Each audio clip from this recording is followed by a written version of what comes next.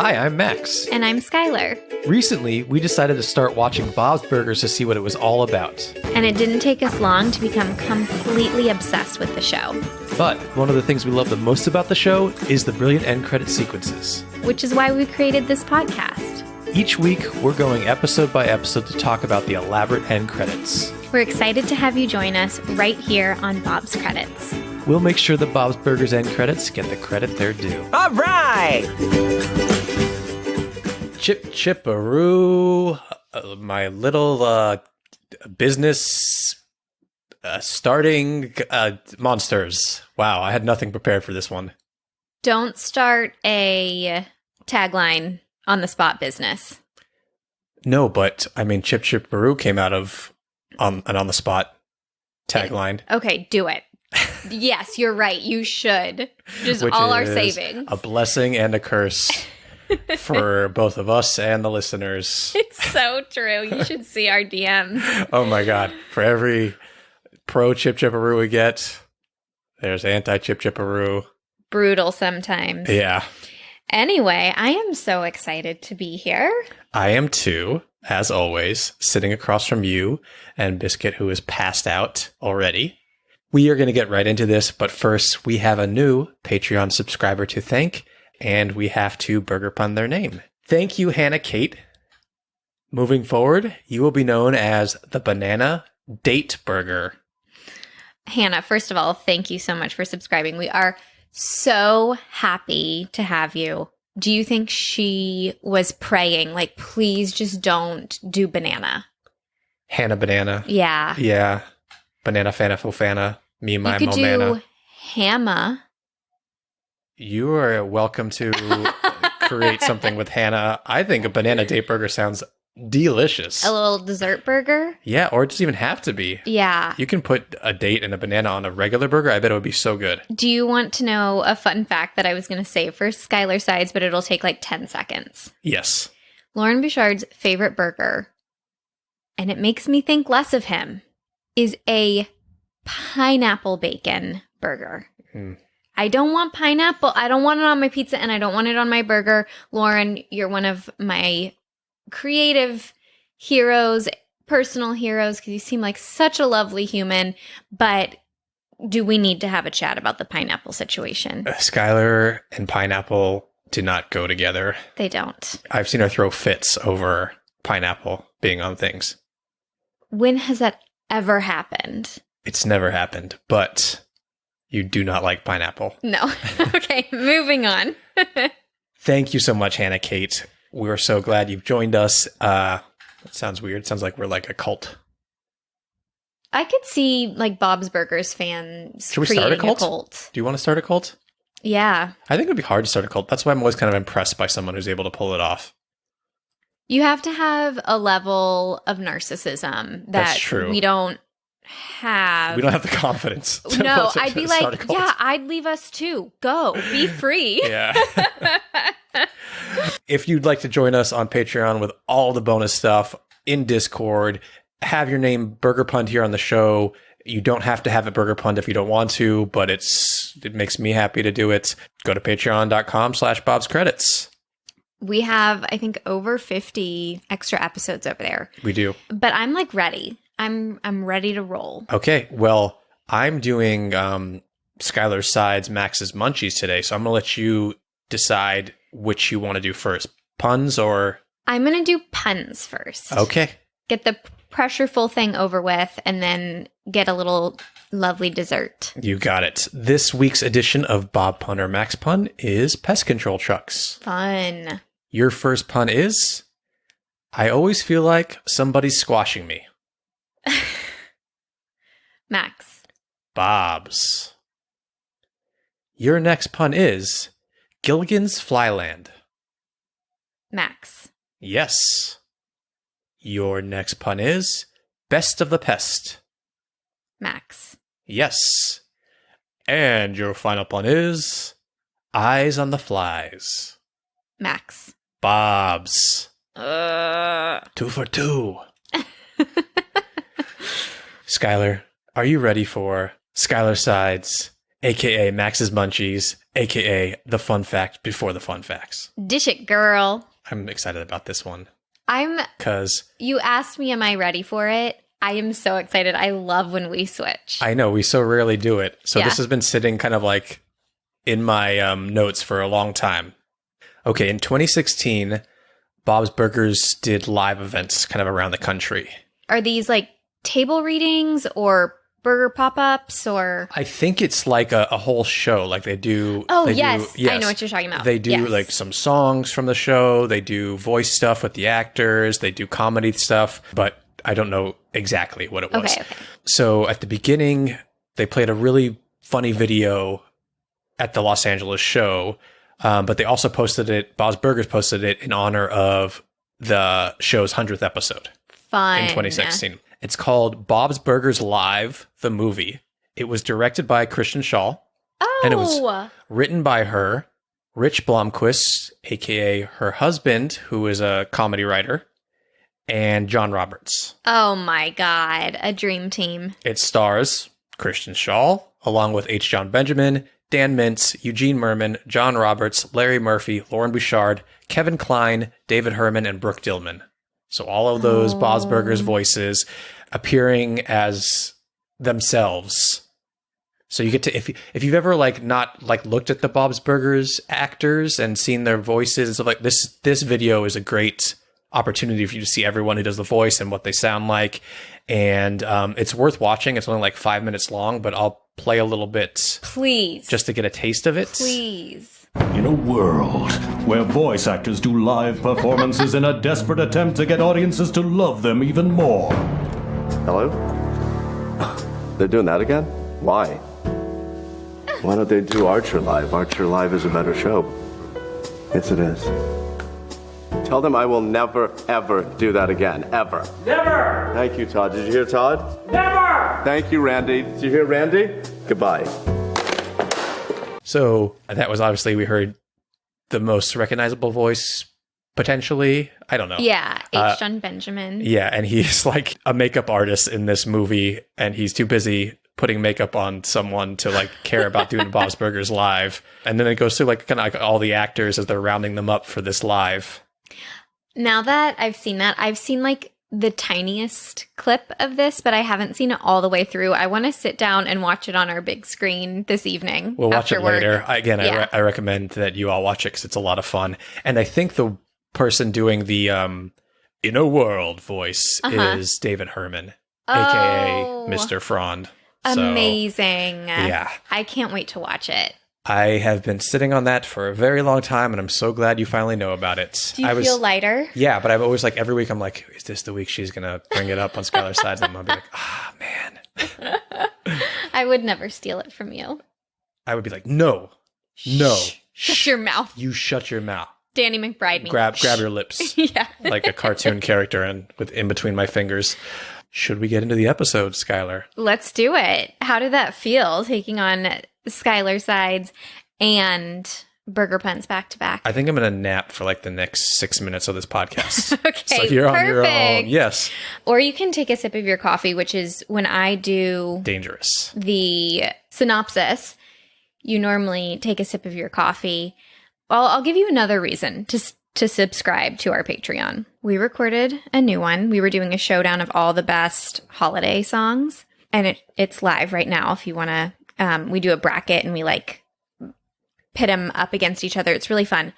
But Max spilled his coffee in the middle of that episode, and it flew everywhere. It wasn't a spilled coffee. It was like a full cup of coffee flipped up in the air and got over everything as we were recording. This is like a 12-ounce cup of coffee. The second time this has happened, I think the first time was actually on the main feed here. Yeah. It was wild. So, lesson finally learned, the coffee is not near... I don't know, because this is a dangerous reach to your coffee. Yes, but I have to... It's like 3 feet away from you. I'm not reaching over my coffee to like access my mouse and keyboard here. I have to like reach and like know and be focused. Okay. As opposed to like, oh, my hand's just moving around, knocking over. I understand. I'm just still going to call. that I don't think this is a great setup. I don't think there's a safe coffee setup where I'm sitting. There's no safe place, trust me. For the love of God. For the love of God, can we get into the episode? Skylar, can we have the title and synopsis for season 9, episode 3, please? The title is Tweentrepreneurs. Is that it? Yeah, and that was really good. It's hard I've to struggled say. saying it every time I've looked at it in my head. We'll see if I get it again, because that was just like a fluke.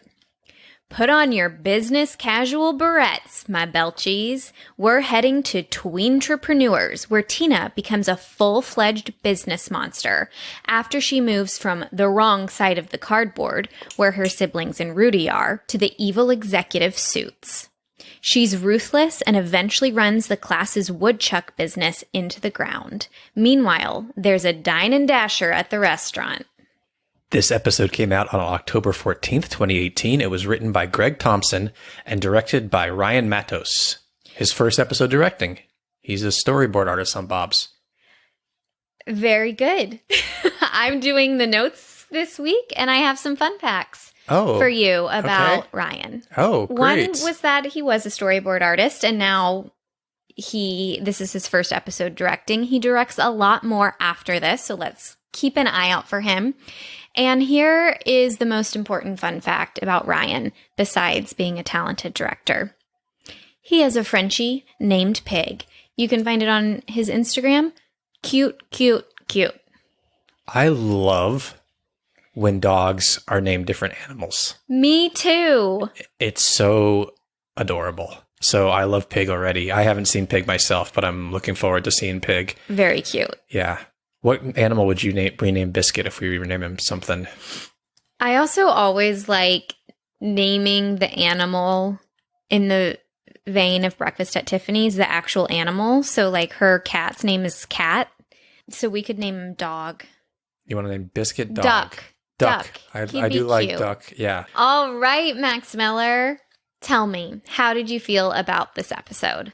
I think this is an excellent episode if you want to introduce your children to capitalism. Yeah, my piece here is I loved this episode so much and it depressed me so much. Yeah, it's upsetting to see these lovely children who are so creative and know how to have so much fun get stuck in the 9-to-5 hellscape. Yeah, and I would also argue that the muscle, the laborers, that's not a 9-to-5 situation. That is an overworked situation. Yeah. It also, I think this episode becomes more relevant with each passing year. Like clearly this system just isn't working for us. But now with the writer's strike. I wrote that in my notes when we were watching. Yeah, I was like, this is like, it's so funny that we're recording this now. I mean, this episode's going to go up in a few weeks. The writer's strike will have been over for a few weeks, but like we watched this right as the writer's strike ended. And it could be an episode they just wrote based on what happened. I know. Before they went and started striking. And not only did we watch this episode right as the writer's strike was ending, but right as Kaiser Permanente went on strike. So becomes more relevant with each passing year. But if we shake that off, because it's like a little too close to home, I really enjoy this episode. Some of the highlights for me are, I love when Tina snaps into her like darker shadow side.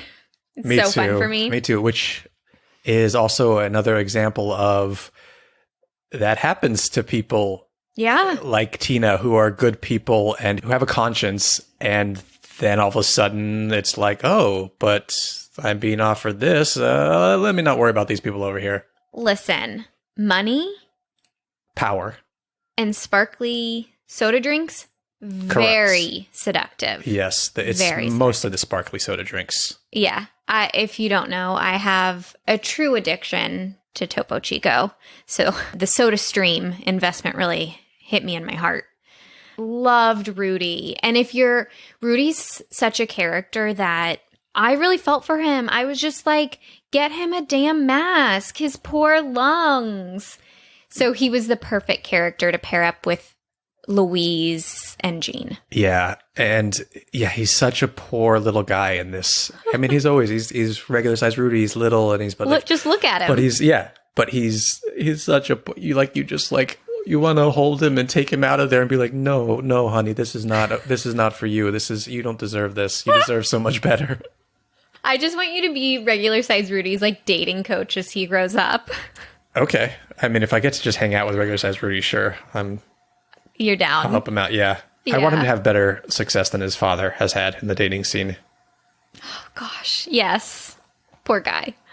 And for those of you wondering why we're not commenting on the Rudy-centric episode in season 14, it's because we're recording this before that episode has aired, even though this is coming out after. Yeah. So we can't really comment on it, but I will just say that Rudy was phenomenal in that episode. You know I already know. Thanks, Brian Husky. Yeah. Some other highlights of this A story. You get all the kids. Jocelyn and Tammy are great. Tammy's a great villain. Jimmy Jr. and Zeke are hysterical. Jocelyn, the perfect secretary, I think. Like, just perfect. I don't know. Would she just blindly do anything? Yeah, I feel like she would make me laugh, which would be really nice if I had a secretary. Just giggles. And soda. Giggles and soda. I remember writing down when we were watching this, at the very beginning, there was an Elon Musk joke. And I was like, that also could have been written this week, just like the writer's strike. My stomach. It's very relevant. It's very relevant. Just like the Bleakening with all the drag queen bands, that episode, that two-parter Christmas episode becomes even more relevant now. So these 2 episodes, I'm like, yep, you guys are talking about important things. Yeah. One of my favorite scenes is where Tina tries to like business mentor Bob, and he calls her a business monster. And I think she mishears him and thinks that he said business master. I just love Tina in this. She's just fantastic. Yeah, Tina's had a strong run, I feel like, in season 9 so far. Yes. And I totally agree that I love seeing her stand up for the people and then be seduced and become a monster herself. Yes.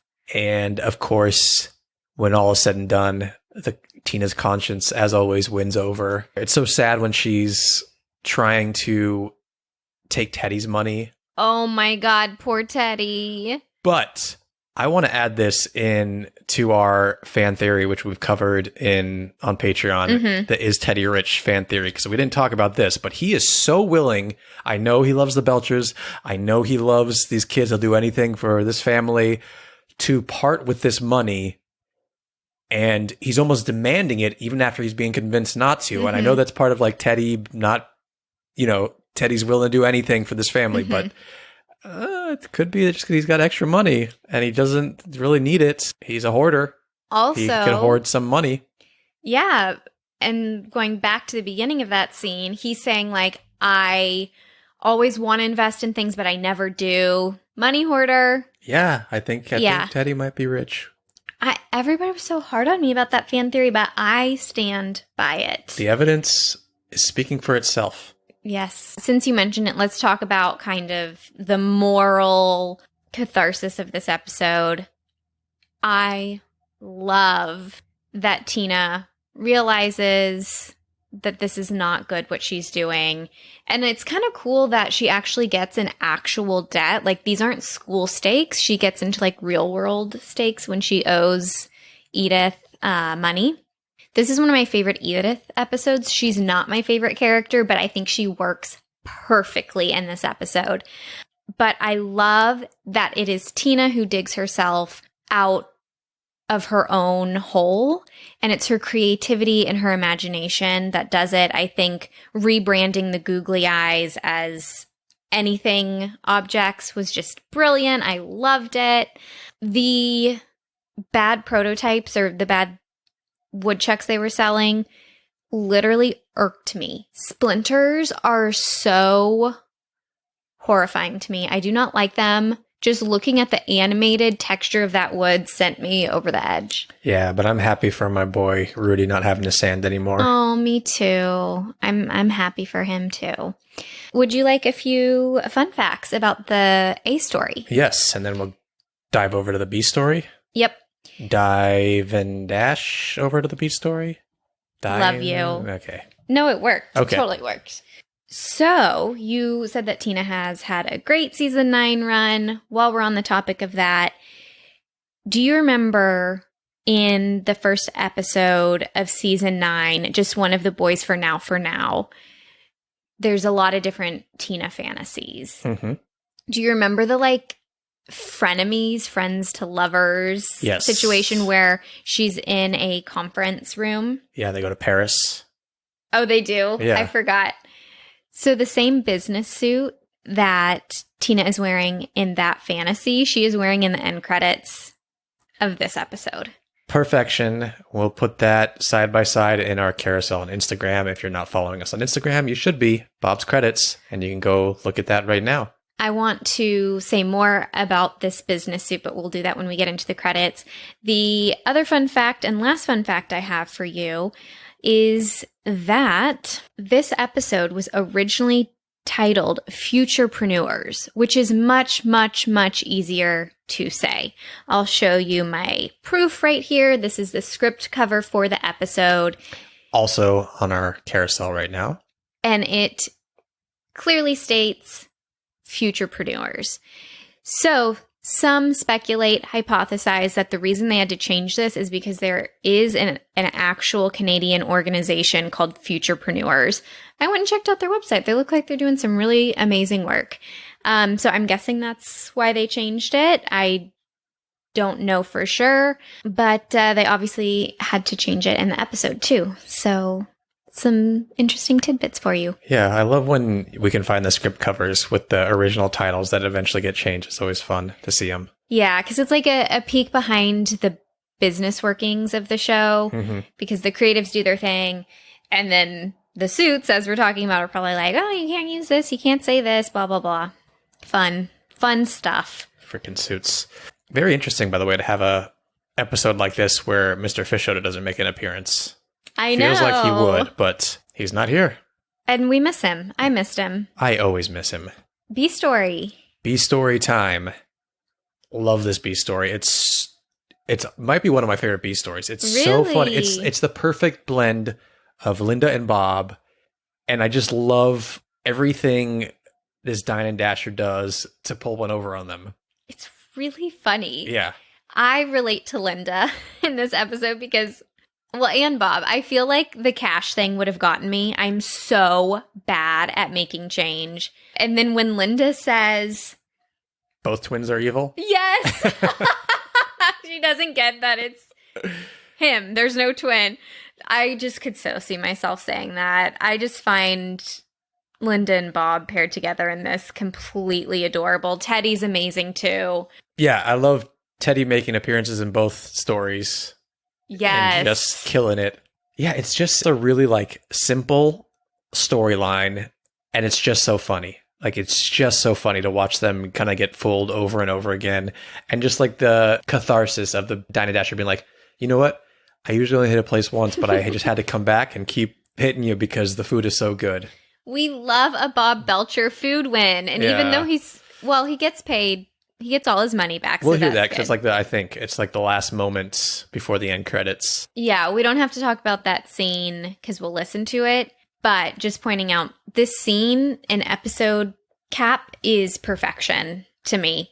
You got the A story, the kids coming back to the restaurant, colliding with the B story for this perfect family moment, and it's perfection. Should we just get into it? Let's do it. Okay. You don't touch anything. Louise and Jean are gonna duct tape your hands and your feet. That seems fair, no problem. I don't even know what's happening, but I love it. Pay first. Push your wallet across the counter with your face. And don't talk while we make change. In fact, we're not even making change. It's all tip. I say we do this for all our customers now. We'll feed you your burger. Hi, I'm Tina. I'll be your feeder today. Would you like me to pretend your food is some sort of airplane or train? Train, please. You're a good businessman, Dad. Thank you, Tina. She's a business monster.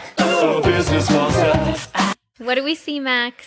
We are in the standard end credit sequence in the kitchen. Bob is prepping burgers, but instead of Louise and Tina helping him prep the burgers, Tina is kind of in the foreground in this business suit that you mentioned, dancing. And Louise is sitting up on the counter, adorable.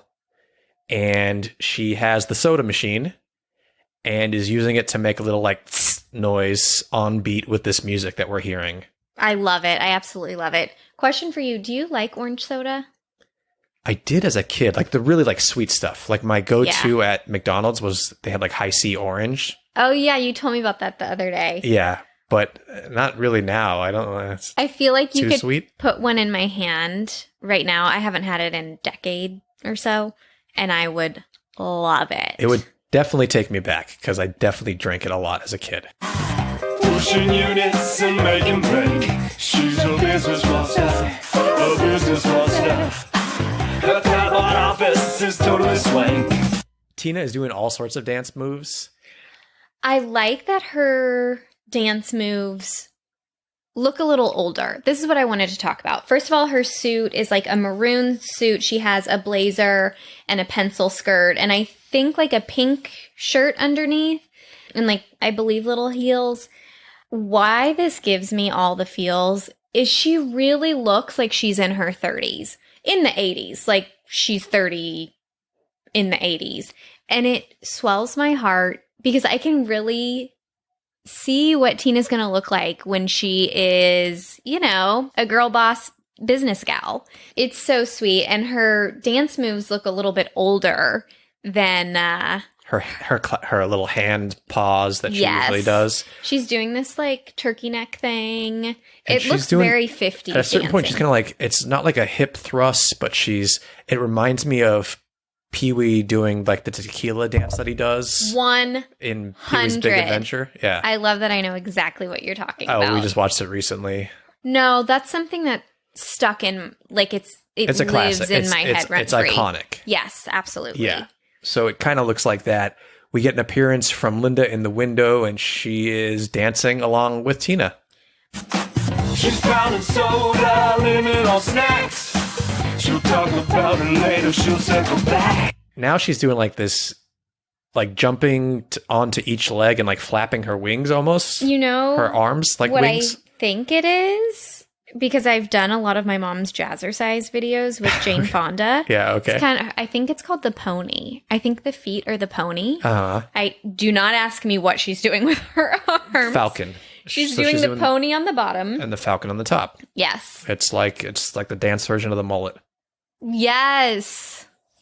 All right. These are already really, really good credits, but I think we have one more surprise. We have more than one. All right. A lot happens here. She's a business monster, a business monster. Walking around like a crap don't stank. She's a business monster, a business monster. Okay, what are those last tell us. double surprise? You tell us. It happens very fast. Everything happens quickly, yes. So in the service window, we see the Dine and Dasher run off in his hat, which he wore when he was tricking them the second time. He's wearing like a blue shirt now. Yeah. Bob tosses his spatula up in the air and runs to chase after him. Linda does the same. They're both chasing after him. They run so fast. Bob is outside of that kitchen. I've never seen Bob run this fast in his whole life. Yeah, we know he's going to gas out the second he gets outside based on what happens in the episode. Yes. But we also get Gene jumping in. He comes from the right side of the screen where he normally comes in his burger costume, but he's a lot closer to the camera.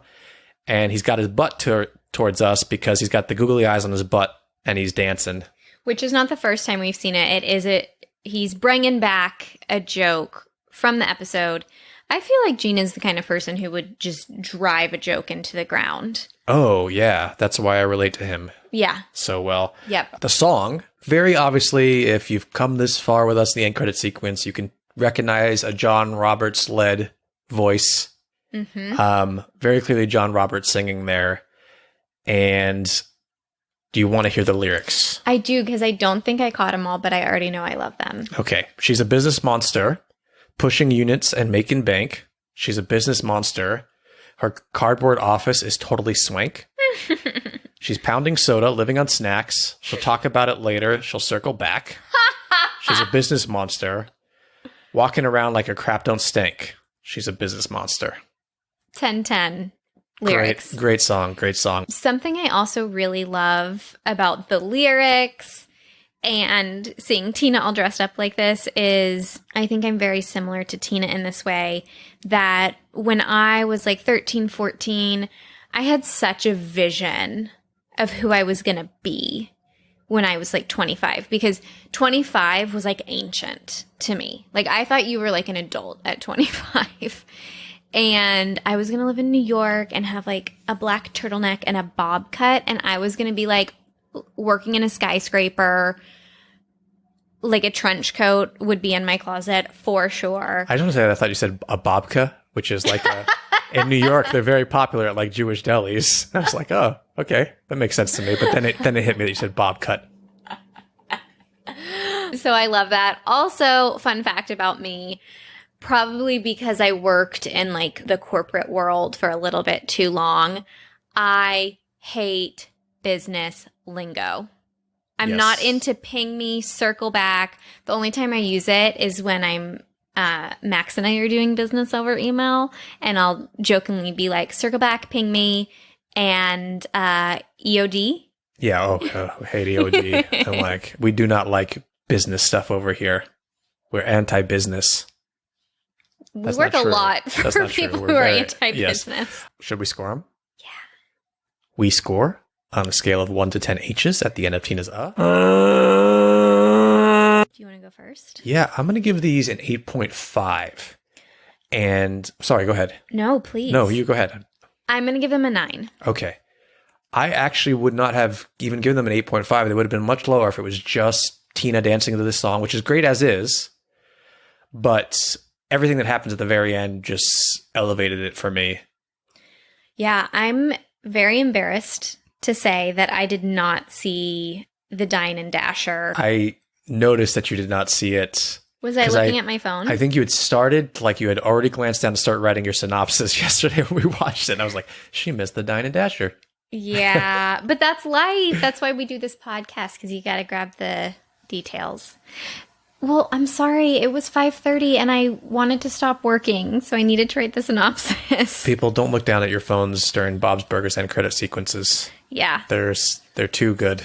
Yeah. The song totally brought it up half a point for me. It's an original song. The lyrics are hilarious. I think you should come up to 9 with me, but you know what? You do you. Yeah, I think I'm going to stay at an 8.5 and not let the suit convince me to raise my score. You know what? I'll circle back on that later by EOD, and we can go from there. Okay, that seems fair. Not to me.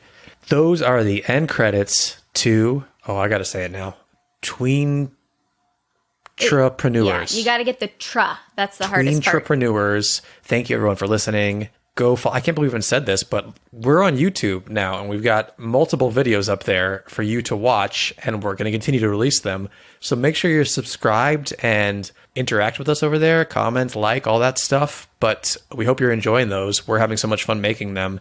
They go live every Saturday morning, because the reason we chose Saturday is we thought, like, you want to be snuggled up in your PJs and have something Bob's related to watch on Saturday morning with your morning coffee. Plus, the podcast comes out on Sunday, so you can get a little full weekend of Bob's Credits if you'd like. Hell yes. You can just search on YouTube Bob's Credits, and you'll find our account there to go through any videos you want to go through. My mother is not happy with our lighting.